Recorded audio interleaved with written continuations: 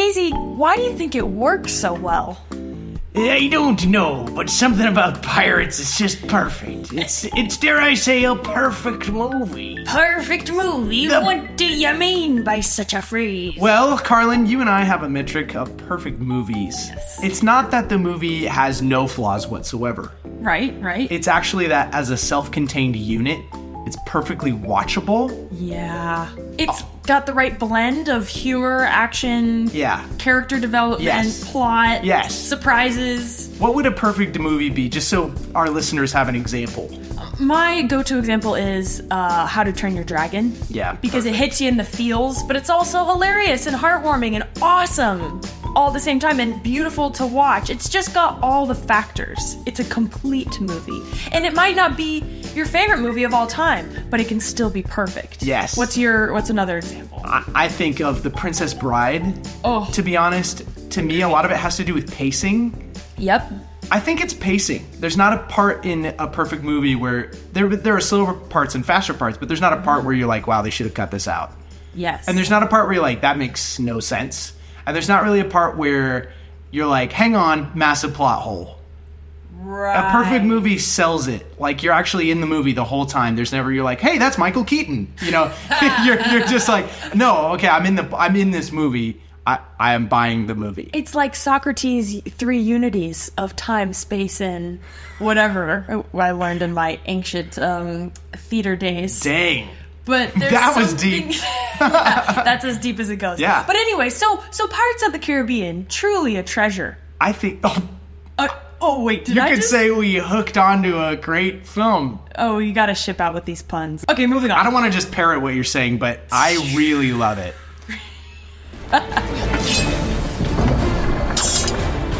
Who makes all these? I do. And I practice with them 3 hours a day. You need to find yourself a girl, mate.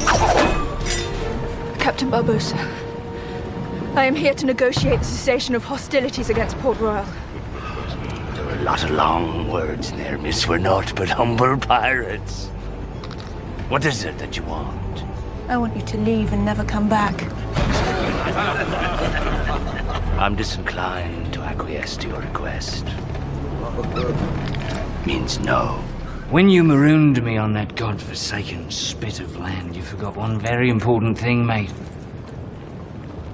I'm Captain Jack Sparrow. So what makes Pirates so perfect? I think you pegged it when you said that. Right. Woo! There's so much to this movie that communicates the vibe of... Okay, this is one thing I was thinking. The ride. It actually puts you in the ride in a way that is, like, sublime. You're sublime.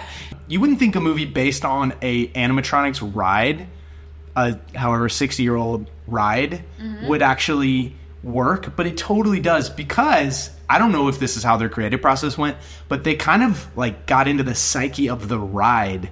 Ooh. Just the spookiness of it. Yeah. The mystery of it. Gritty. It's a little gritty. It's a little gritty. But it's got this visual sense of humor. Yeah. Right? There's all these visual gags, like the pirates and the jingling, trying to get the dog with the keys and the bone. That scene is iconic. It's a perfect action movie in that all the action feels meaningful. Yes. They're driving towards an objective that's bigger than just the action itself. I would say the plot is complicated enough to keep you we're moving, we're going to new locations. What's happening? But it's not overly complicated, and there's not too many MacGuffins that are just there to move you along. Like, we actually care about how the treasure works and how the curse of the Black Pearl... Yeah. And then they use the properties of the curse to achieve different things. Yeah. They use the double-crossing well. They use the surprise I'm alive things well. You know, it's not just cannon fodder. Yeah. They're playing in the world, so they're playing by the rules that they set up, which I think is clever. Yeah. I feel like a broken record when I say that what makes movies work for me is that they play with the rules they've set up. So they don't like when Jack shows up and he's alive for the second time. The pirates are flabbergasted. They don't try to, I don't know, in some movies it's like, oh, he's back again. Okay, they are like, no, it's not possible, Yeah. And like, there's a perfectly reasonable explanation for how he gets off the island. Like, it grounds you in reality so that the supernatural elements pop and you believe them. When you take a piece of the treasure of the Isla de Muerta, you become this scary pirate immortal. They use that it's not just incidental. I think that's a good point. I think they also, you cannot underestimate what a fantastic character, like, it's like they discovered Jack Sparrow to become one of the most iconic characters in at least all of Disney, but maybe one of the most iconic characters of all film. Yeah. And his character, what's so brilliant about it is also what makes the plot work. Yeah. That he's kind of got this swashbuckling, like, barely scraping by, like, but then underneath it all, you're like, actually, this guy's not an idiot. Like, he's not just accidentally succeeding. He's scrapping it together in really clever ways. Yeah. And, I just want to dive in. You want to talk about the characters? Yes. We can go through maybe the top characters and explain their journey. Yeah, that's perfect. And what makes them tick and what is their goal and how they develop. And then I think we'll be able to point to a theme at the end of all that. Absolutely. Yep.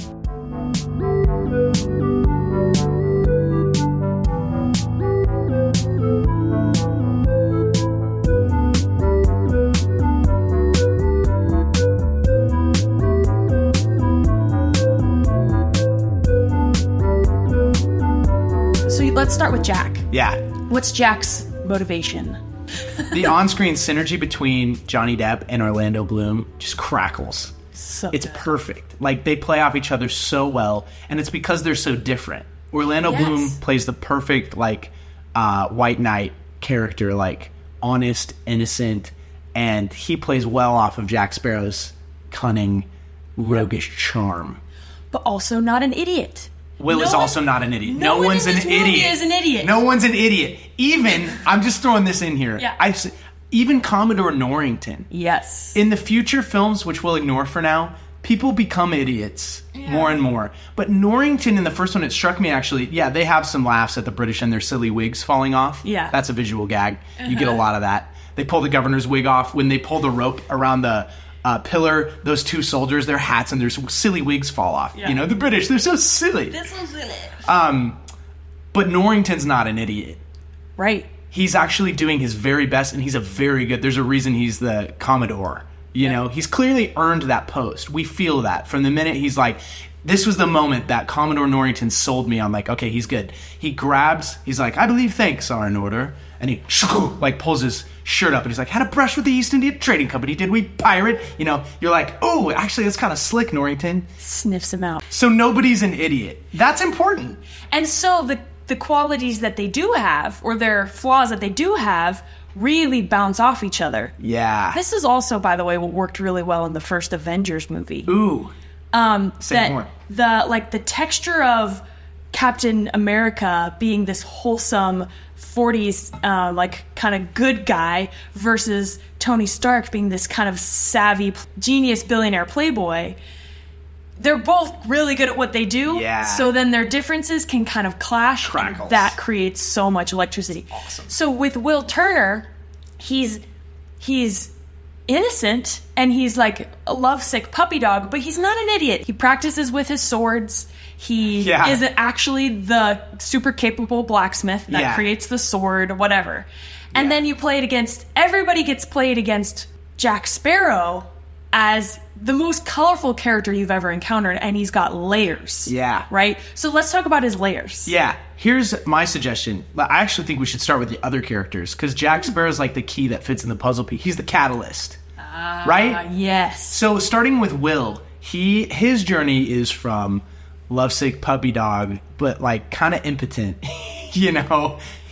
She's like... He's never been pushed outside of his world. Yeah. He's been in secret developing all these skills, but he's never really been tested. He plays, but I think my guess is what the filmmakers are trying to show us is that Will plays by the rules every time. Yes. He'll never break a rule. Yes. And Elizabeth's like, Will, how many times do I need to tell you to call me Elizabeth? And he's like, at least once more, Miss Swan, as always.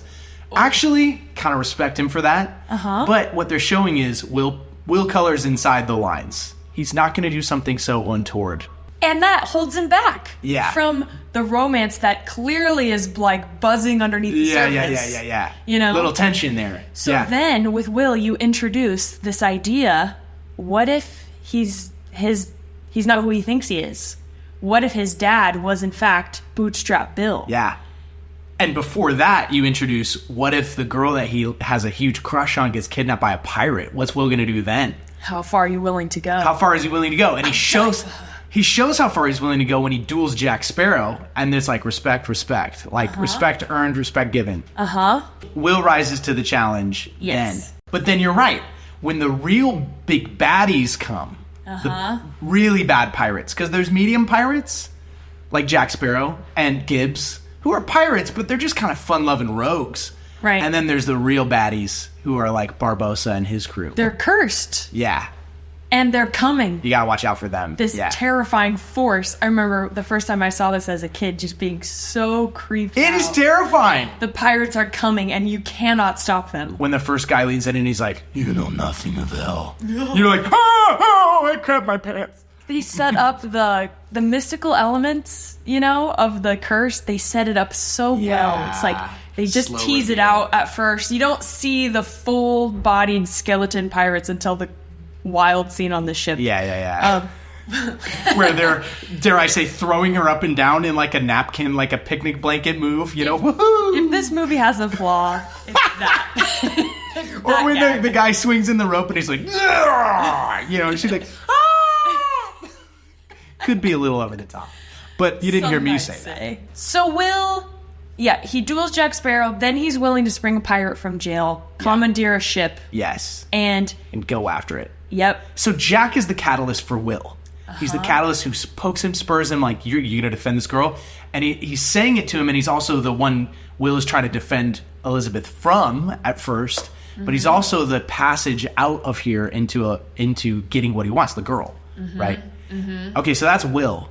Yes. How about Elizabeth? How about her? She's obsessed with pirates. Why? She, as a little girl, she like longs for adventure. You know, she's like, first of all, she's on this ship at night, and like, but she sees the ship, so she's always kind of entranced by this idea of ghost pirates or whatever. Yeah. She keeps the medallion to protect Will, and then even as an adult, it's clear that she doesn't fit into her dad's world. Like, he wants her to wear these corsets and be prim and proper and marry a Commodore. And she's like, okay, I guess that's like my only thing to do, and I want to be dutiful. But really, she has this adventurous streak. And then it struck me just watching it this last time that when the pirates break into her room, she jumps to parlay. Yeah. She knows the pirate lore. She's a pirate nerd. She's a pirate nerd, and she uses that knowledge to, like, she's like, maybe I can negotiate. Yes. I can save the day. Yes. Which, just to jump to the future movies where Elizabeth becomes a pirate, that's always bothered me. But to be honest, it's not out of character. Yeah. She's always been a bit of a swashbuckler. And through the rest of the movie, she's the one coming up with ideas. Totally. You know? She's very smart. She's very resourceful. Totally. We can talk about why the other movies didn't work as well. Yeah, that's later. a whole other podcast. Yeah. But she's gutsy. Yeah, she's gutsy. She has a thirst for adventure. But her dramatic tension, which, to be honest, just to tip my hand, I think they just let go of the dramatic tension for her in future movies. Yeah. She stops caring about being prim and proper, even pretending to be, like, color inside the lines. Right. And she just is like, full on, I'm a pirate, you know? Caring about who's a good man or not. In the first one, she really is trying to, she loves her dad. Yeah. She's trying to do the right thing, but she's constricted and trapped in this world. And Jack Sparrow, again, comes in, literally rips the corset off. And the corset's like a sign of you're trapped. Yeah. You can barely breathe. You know, it's stiff and formal. Jack Sparrow literally just, you know, and saves her life. Like, she's suffocating, and Jack, you know, saves her. But he's also, again, completely dangerous because he kidnaps her right after that, you know. Yeah. Also, he's the catalyst. I never liked the love triangle that they explore in the other movies. However, it really does make sense for her character. Makes some sense. That that this roguish pirate who's super dangerous, and he's a wild cannon, or a loose cannon, shows up, and of course that's gonna like catch her in this kind of butterfly. Yes. Here's why we still like Elizabeth, though. Because picture if Jack Sparrow comes, threatens her, and then she's like, oh, Jack, like right away. Right. Like if she, on the beach scene where she's pretending to be drunk, she's playing him. Yeah. But imagine if she really was just totally into him.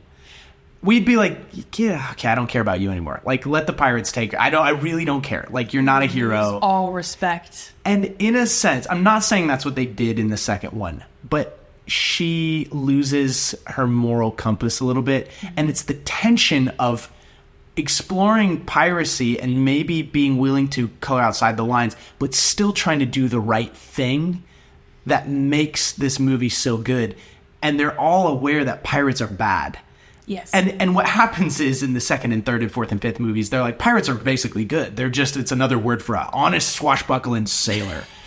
But they just sail from Tortuga. They just sail and they drink rum. And they go for buried treasure that's buried. No one cares. Whereas real pirates are like pillaging, looting, sexual violence in history. Yeah. And the first movie is enough grounded in the real world that we're still meant to feel that about pirates. Like, don't trust them. They're actually like scary and bad. Yes.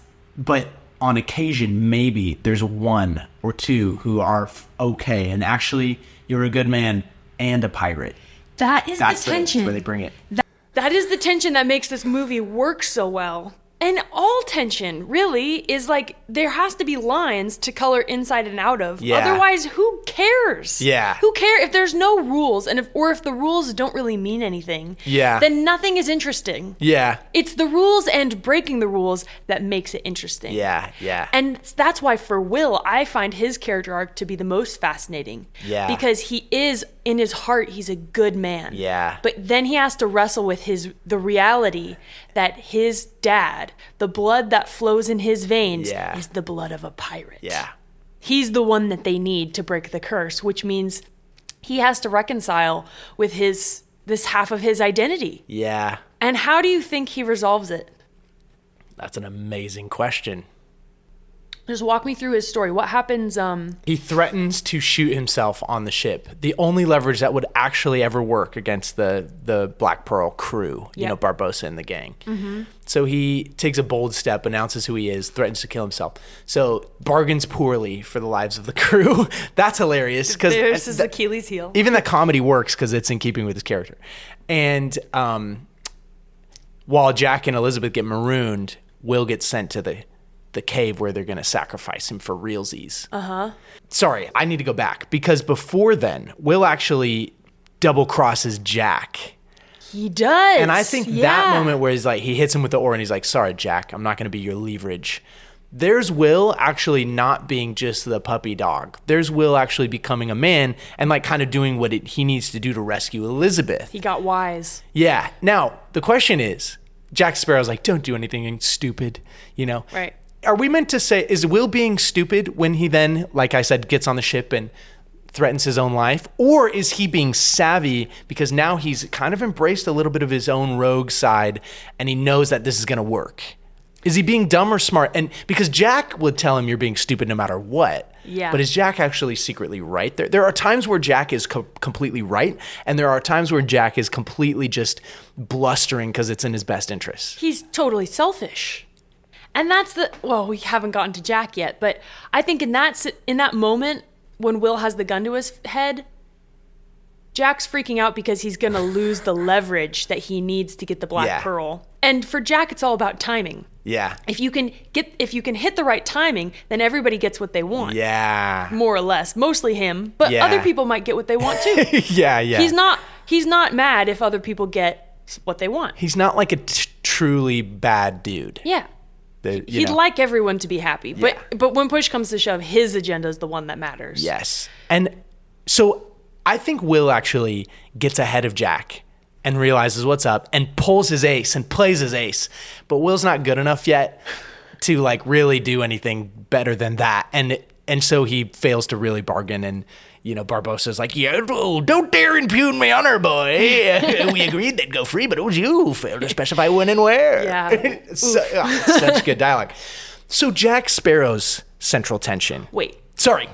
I think Will's culmination actually comes in the epilogue scene where they're going to hang Jack. Ooh, yeah. And everybody's been cleared, the pirates escape, but Jack is still going to get hung.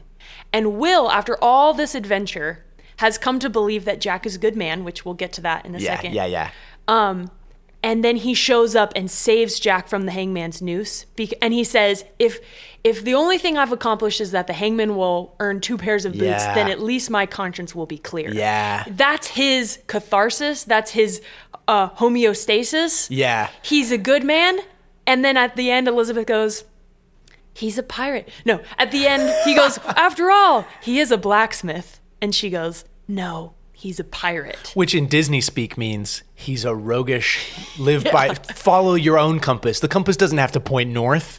It Just points follow to where what it you points want the most. Yeah. So Disney. Well, Dang it. It was but so it's not Disney. just here's why I can come on. Here's why I can get behind it. It's not just what he wants most. It's actually because he's a good man, his heart will point him towards hopefully some kind of conscience, some type of moral resolution. Yeah. And for him to let Jack die, he can't let that happen. So if it means he has to bust through and break the rules and do an act of piracy, then so be it. At least he's doing what he believes is right. Yes.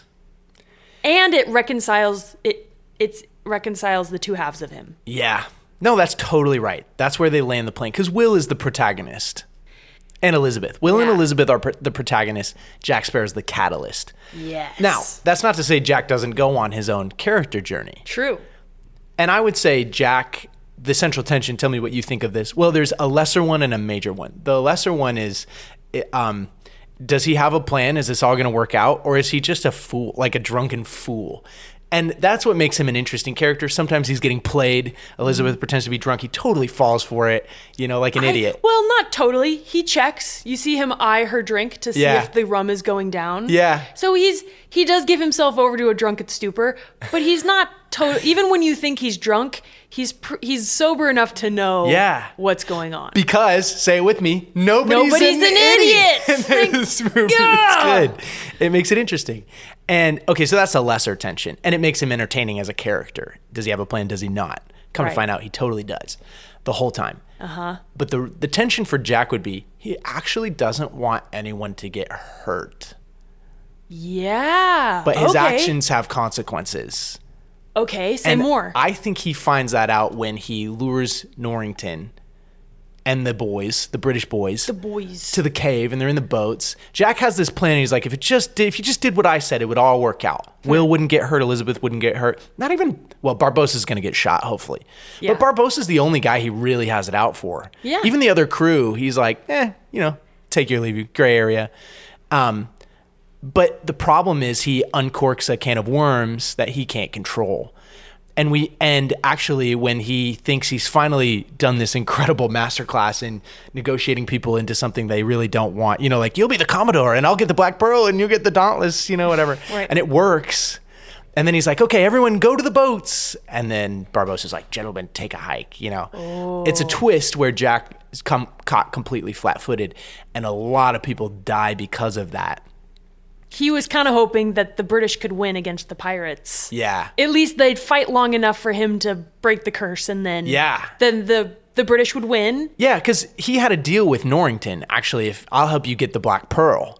Yeah. And Norrington's like, agreed, but you don't tell anyone of this. Contemplate every possible meaning of the word silence as the grave, Right. And so I think Jack, when he goes into that cave, is like, I'm playing for the British right now, because if I pull this off, they'll kill all these cursed pirates who hate me, and I'll get my name cleared. Right. So he's trying to be like chaotic good in that moment, Yeah. Whereas like Will and Elizabeth, lawful good. Norrington, governor, truly lawful good. Uh-huh. Jack's like chaotic good. He's like, if I play it right, it'll all work. And he doesn't want anyone to get hurt. But the problem is they totally do. Do you think that's the central tension? Or is there more? There's a scene that kind of jumped out at me this time, and that's when Will comes down into the prison to talk to Jack for the first time, and Jack is in there trying to pick the lock with a bone. Yeah. And then as soon as he hears the door open, he jumps back and lays down and acts like he couldn't care less about what's going on. Who hasn't done that, by the way? Right. I know I have.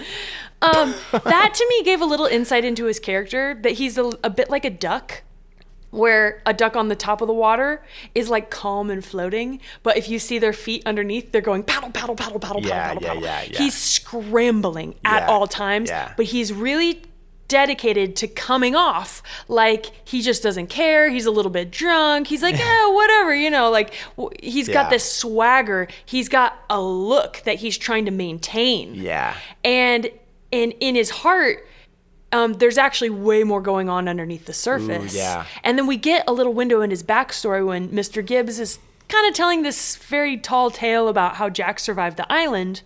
He says a line like, "Not before he went mad with the heat." And then he came back all woo. But I feel like Jack actually there's something in his core that has made audiences adore him from the beginning. And it's like a vulnerability or something. And we want to see, we root for him for that. Yeah. There's a vulnerability there and a chink in the armor. He's kind of like a lost boy. Like he's just kind of looking to, I don't know. Yeah, beneath the coolness. What is beneath the cool? There's a desperation that he's actually... To be accepted, to be liked, to be the captain, to be all that. Yeah, on the surface, he just wants revenge against Barbossa, right? But then the reason we like him is, he saves Elizabeth. Yeah. It's kind of like he doesn't want anyone to get hurt thing, but a little bit more. And I think that what this movie is trying to tell us is that underneath all the layers, Jack is a good man. Yeah. Like you said, he's chaotic, but he's good. Will's journey is, he's a good man. No, he's also a pirate, Right. Jack's story is, he's a pirate. No, but he's also a good man. Yes. Is what they want us to believe. Yes. Whether or not, when you really sit back and think about the moral calculus of it all, it actually works, the filmmakers are definitely trying to lead us to that conclusion. And because, like we said, this is a perfect movie, they land it expertly. You wouldn't even think to question their assumptions at the very end when he's like, no. When Elizabeth's like, no, he's a pirate. He's like, and then Jack's like, bring me that horizon. You're like, yay! Yeah. You're not questioning how we got here. Right. I don't know. Totally. That's why it's such a perfect movie. It's a great movie. You know what? Another line that he says that makes you connect with him is when they're sitting on the beach and he goes, that's a sail and a rudder and a hull. That's what a ship has or what a ship needs. But what a ship is it's freedom. Yeah. So to be a pirate in the way that Disney wants us to think of it is this like longing for the open ocean and this wind in your hair and like freedom. Yeah. It's freedom against the stuffy, like it's like the Britishness. corset on one side and the freedom of being a pirate. It's just adventure. Yeah. And the murderous black-hearted dogs on the other, and the pirate's the middle ground. You shoot the needle, for real freedom to be a pirate. Yeah, that's totally Disneyfied piracy. And it lands so well with Americans. We love that. Freedom? Heck yeah. Freedom's literally our middle name. And it also lands well with anyone who cares about, it's kind of channeling, again, because it's built off of a ride at Disneyland. Yep. It's kind of channeling the ethos of every Disney story, like finding out there's some magic in the world and actually saying yes to the adventure of it and being swept into this epic thing. Like, right. The worst story is one where Will just stays a blacksmith and a pirate gets caught and hung. Like the rules got followed, everyone got punished accordingly, and then Commodore Norrington got a promotion and got the girl and married the girl that he loves that doesn't love him back. Yeah, and she just sucks it up and just be a dutiful wife. That's the story we hate. No one wants hate that crap. We want her to marry who she loves, even though he's a pirate. Yeah, and listen, we need to recognize that as the dominant ethos in our culture. Yep. And there are clearly problems with that. However, there's something good to it as well. And like all great stories, Pirates is really making us feel the tension. Sometimes in ways that you're like, okay, come on, like for real, like no. Don't betray the British to the murderous pirate. Like that, and people died because of that. If you really stop and think about it, they're kind of callous towards death. Sure. But otherwise, there's something true to that tension that all people feel in our day-to-day lives. Yeah. And we're all looking for a way to break out of the box and color outside the lines. And I think that's why Pirates is such an enduring story.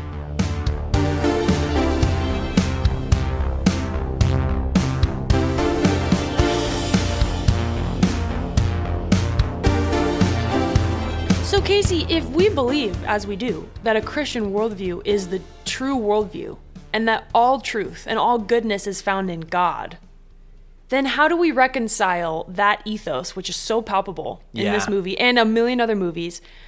How do you reconcile that with Christianity? Oh, man.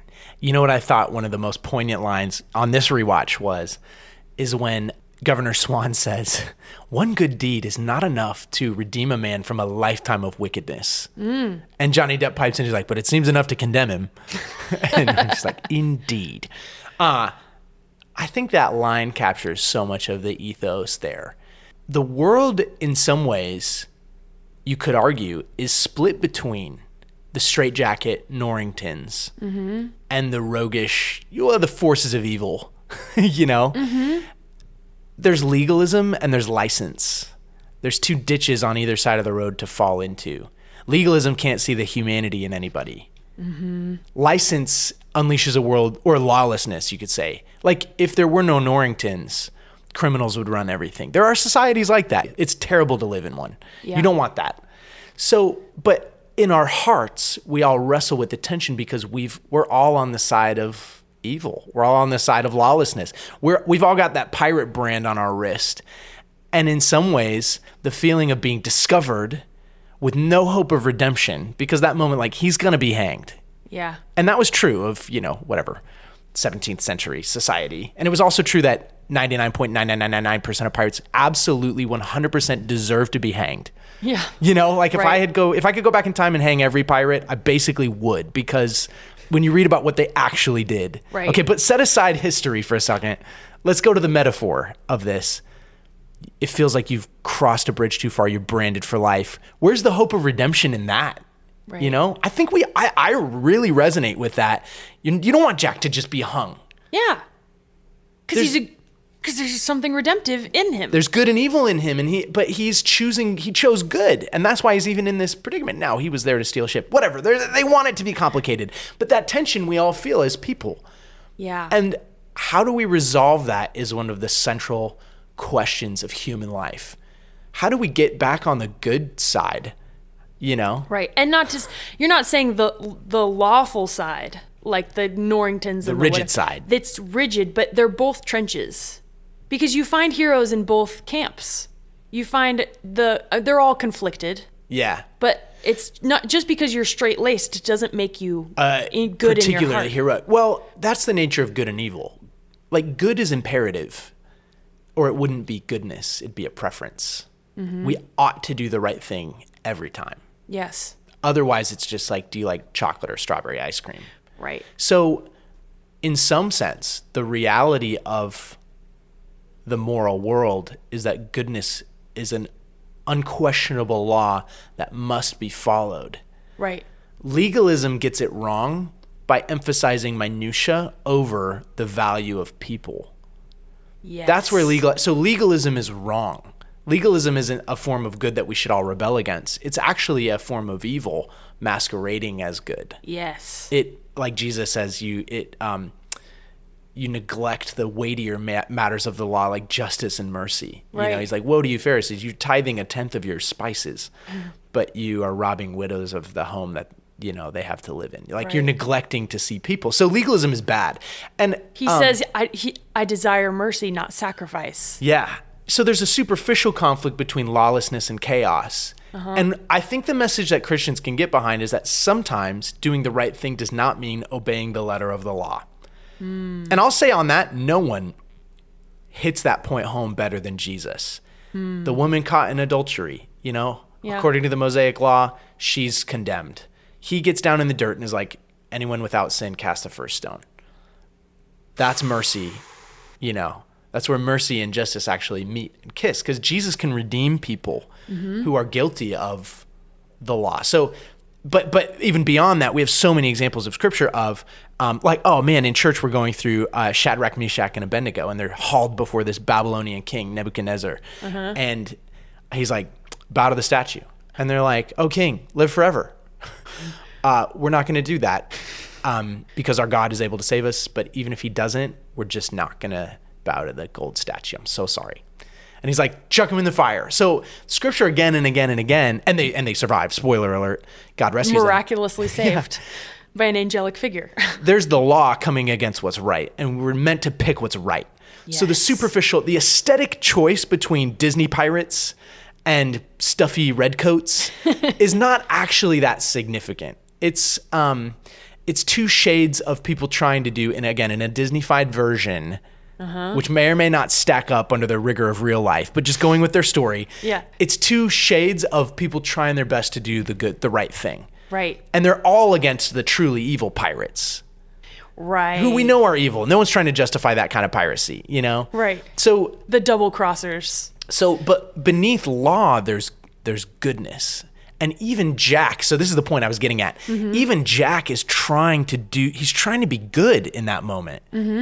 Even if he doesn't always do it, even if he lapses, even if he likes the thrill of being a pirate more than he likes actually doing the right thing, even if he callously uses people, there's a piece of him that's actually tender, and he's not going to let this woman who fell in drown. Despite the Captain Jack Sparrow legend he wants, deep down, he dives in to save her at risk to himself. That's a good deed. And in our hearts, we all feel that. We all feel the longing for peace and justice and to protect innocent people, babies and kids. You know, we all feel that. Yeah. But we're also on the wrong side of the law. Not for stuff we haven't done or silly aesthetic judgments, but for things we've intentionally done that are bad. So when we see Jack getting caught as a pirate, that hits because I know what being guilty feels like. Yeah. Right? Yeah. And there's no redemption for Jack in the world of Commodore Norrington. He gets hung. He gets That's hung. it. So I think what this movie's tapping into is that third way, that middle way, like where, oh man, you've done bad things, but you're not condemned forever. You can come back. It's tapping into the longing we all have for redemption. Yes. And Jack gets a kind of redemption by the end. Yeah, absolutely. So what the Christian worldview brings to the table is actually the redemption that you're longing for can only be given to you by the person who needs to forgive you from your sins. Well, I would actually dial it back one more step. We live in a Christian world. There's a historian named Tom Holland. Some of our listeners will be familiar. Tom Holland Spider-Man? No, other one. And he's the British historian, Cambridge educated, you know. Yeah, Tom Holland's Tom British. Holland Spider-Man. Yeah, there's nothing he Holland can't Spider-Man. do. There's nothing he can't do.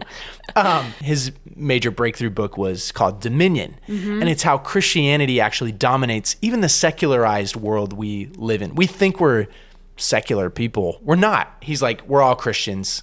Even if you're an atheist, you're a Christian atheist. Right. And he would say, because he's an expert in ancient history, he looks at all the pagan empires and he's like, that longing for redemption, we're so saturated in Christian belief that we think that's a universal human longing, but ancient cultures completely downplayed that, didn't give a rip about redemption. What they gave a Yeah. rip about was strength. Right? Not Power. forgiveness, but retribution. Like powerful, but you want to be the awesome person. You want to be the Gilgamesh who takes vengeance on your enemies, you know, and dies gloriously. You know, you don't want to be a weak person who needs forgiveness. You know, forgiveness for what? From whom? You know, there is right and wrong in human history, but Holland's point, and I think it's so right, is that we're all living in a like watered down Christian world where Jack Sparrow, a filthy pirate longing for redemption, Right. resonates with us. Whereas no other empire in human history wouldn't have grabbed people's hearts quite like that, you know? Right. They would have been like, kill him, you know? Or if he's a bad pirate, he got caught, you know, like we're not looking at his humanity despite his deeds. That's a Christian worldview we're looking at it through. It is it's inherently Christian because it's inherently linked to the gospel that we long for, which is that dirty, fallen, bad, scrappy pirates could be redeemed. Could be redeemed. And what's more, our love of ragtag, scrappy underdogs. Right. So Christian. Yeah. Jesus was a friend of tax collectors and sinners and layabouts. Yeah, there wasn't anyone he saw and was like, get away from me, you're unclean. It was like, come here and be made clean, you know? Yes. So anyone with the humility can come and actually be made new. That's the gospel. So that's the world, the Christian world we're living in always makes us pull for the underdogs. We can't help it. But actually, Tom Holland's point is that's culturally conditioned based on Christian ideas. That's not a human universal.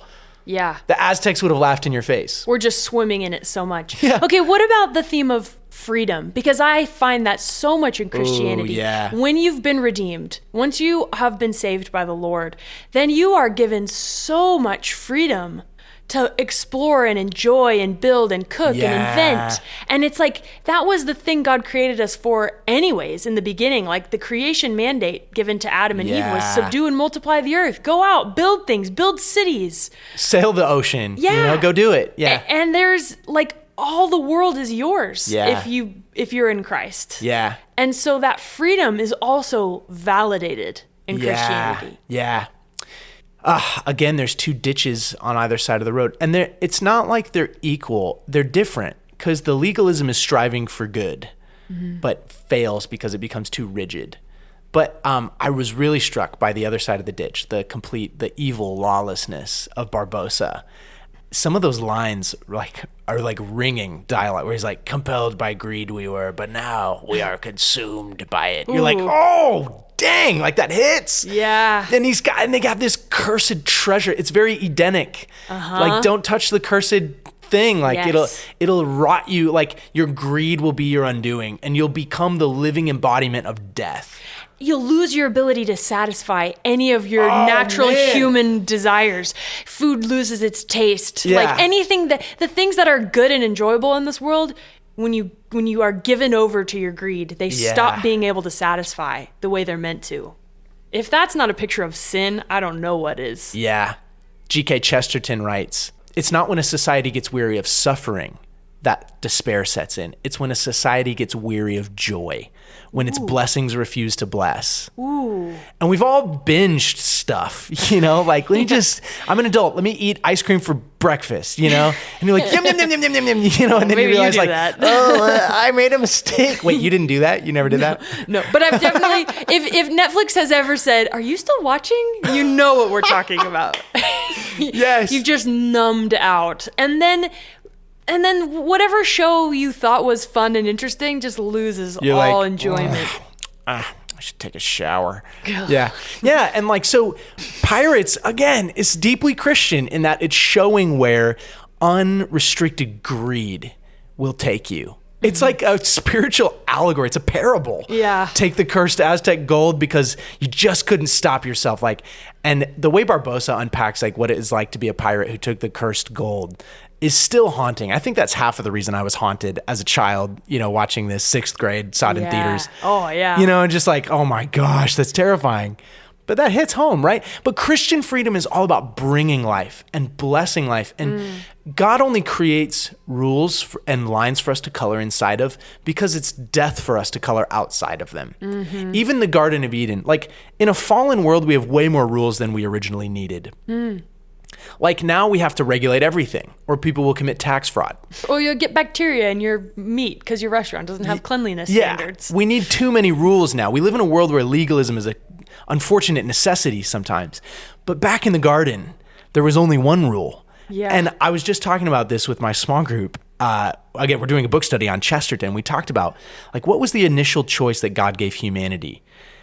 It's like you can eat of every tree. Mm-hmm. The world is yours and the fullness therein. Enjoy it, enjoy it, enjoy it. Mm-hmm. There's just one thing I'm keeping back from you. And people always wonder like, what's with that tree? What is the fruit? Was it an apple? Why not just have no tree? Yeah.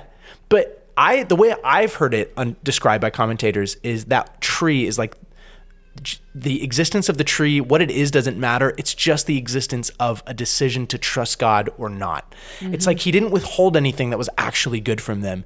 He just withheld one little piece that made them trust him because it's about relationship with God and worshiping God first. Mm-hmm. So then if you choose to honor the giver first, then you obey his one tiny rule that like doesn't even matter. And what Satan gets in there and says is God's actually holding it back on you. You want what's on that tree. Trust me. Ignore the rest of the fruit. Right. You can't trust his motives. He's trying to keep you down. Yeah. And we fell for it. So, but the point is people miss this all the time. And Christians miss this all the time because sometimes church is a hospital for broken people and recovering legalists. And we get in little petty scraps over silly things. But real Christians understand that the purpose of the Christian walk is freedom. It's for freedom that he set us free. Yes. Not to go back and live a life of unrestricted sin, but actually to live into our purpose as human beings, what God made us to do. Enjoy the fruit of the garden that he put there for us. Yes. Yes, that's what he wants. That's what he wants. It's believing not that God's holding out on you, but that he actually has your best in mind. Yes. He designed you for a purpose, to enjoy him forever. Yep. Just to bask in his glory and his delights, which are endless. Yeah. That's what he wants. And what we have to do to get it is to trust him and his character. Yeah. So, Carlin, pirates might not answer the question super well because I was waiting to say this the whole time. On this rewatch, like when Commodore Norrington's like, I think we can afford to give them one head start. I'm like, what good police officer is going to be like, they robbed a bank and murdered some people. Let's give them one day instead. Be like, are you kidding me? yeah. Unsatisfying. But for Commodore Norrington, it's his lawful good kind of Loosen up a little. Yeah. Hey, you don't kick back, Little buddy. piracy. Little piracy. Good for ya. It's good for you. Disney piracy's A-okay. Just sail for some treasure, dog. It doesn't have to be about corsets and regimental red coats and stuff. So Casey, where would your compass point if you were holding Jack's compass? I'll tell you right where it would point. There's a juice at the gas station called Odwella juice, and it's the perfect blend of mint and it's like cucumber, but it's like refreshing. Not your 6-month-old son that's just in the other room? Oh yeah, him too. But the juice. The juice. Oh, but the juice. The cursed juice of Odwalla. You take but one swig and you be cursed. Cursed with refreshment, because dang, that juice is refreshing. This episode brought to you by Owella. Owello. I get the name of the juice wrong, but that's Odwalla? Oh no, it's not Odwalla. It's not the one you're thinking of with the square bottle. This is an indie juice. You've never heard of it. Juice. You've never had it. I guess I gotta try it. Where would your compass point? A pumpkin spice latte every time. But now I'm just Not thinking your about loving delicious family, drinks. not your parents who brought you into this world. Oh my gosh. Hey, we'll catch you guys next time on another Cinema Snorkel. epic episode. Cinema Snorkel.